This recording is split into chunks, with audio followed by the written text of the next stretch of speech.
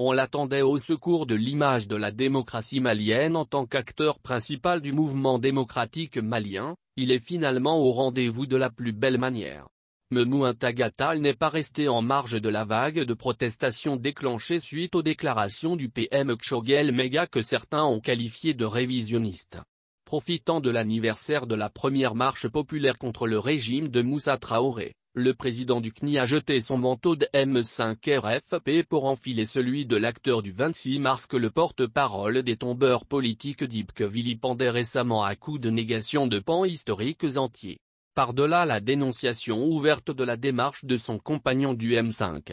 Tall s'est employé à remettre les pendules à l'heure en mentionnant dans son communiqué que le dictateur Moussa Traoré a bel et bien les mains immaculées du sang des martyrs de mars 91. Et, cerise sur le gâteau, pour la première fois le président du CNI n'a pas pris soin de nuancer son appartenance au mouvement démocratique par des allusions aux déviances qu'il impute souvent à la gestion de ses compagnons de lutte. Seul bémol, il est resté égal à lui-même quant au penchant égocentrique ayant consisté à évoquer dans un communiqué du parti sa propre date de naissance qui coïncide avec l'anniversaire de la Déclaration universelle des droits de l'homme. La justice malienne saura difficilement se remettre du lièvre levé avec l'affaire de l'ancien président de l'APCAM, Bakary Togola, est co-accusé. Après le show et le battage médiatique dont le dossier a été l'objet, la longue détention des protagonistes s'est conclue par une comparution des inculpés devant les assises de la cour d'appel et un verdict assez spectaculaire pour offusquer le déclencheur de l'affaire.